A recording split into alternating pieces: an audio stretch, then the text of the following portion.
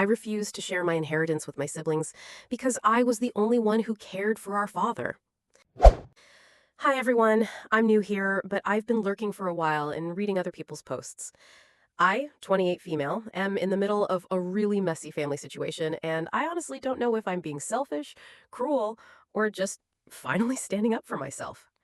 My dad passed away a few months ago, and now my siblings, 33M and 30F, and I are in a massive fight about his inheritance. The short version is my dad left everything to me.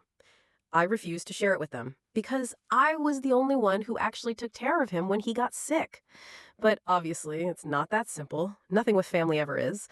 I feel torn between anger, guilt, sadness, and a tiny bit of relief. I keep going over every moment in my head or replaying the past few years, trying to decide if I'm being rational or if I've become bitter and hard. So I want to lay it all out here and get some outside perspective. Growing up, my family wasn't terrible, but we weren't exactly the picture-perfect sitcom either.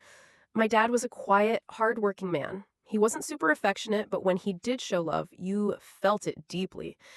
My mom passed away when I was 14, so it was just the four of us after that. Dad, my older brother Jake, 33 now, my younger sister Lily, 30F, and me in the middle.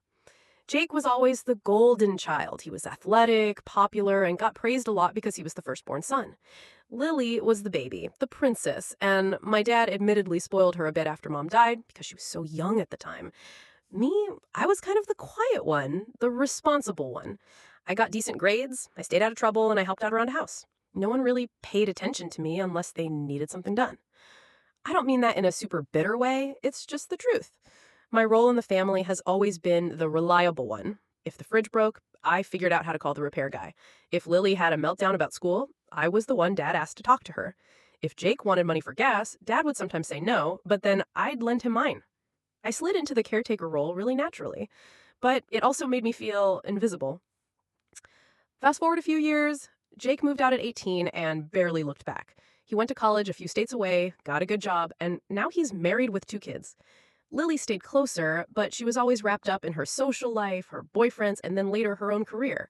I don't judge them for living their lives, but the reality is that I was the one who stayed close to Dad. Even after I moved out into my own apartment, I saw full story you can find on my channel, link below.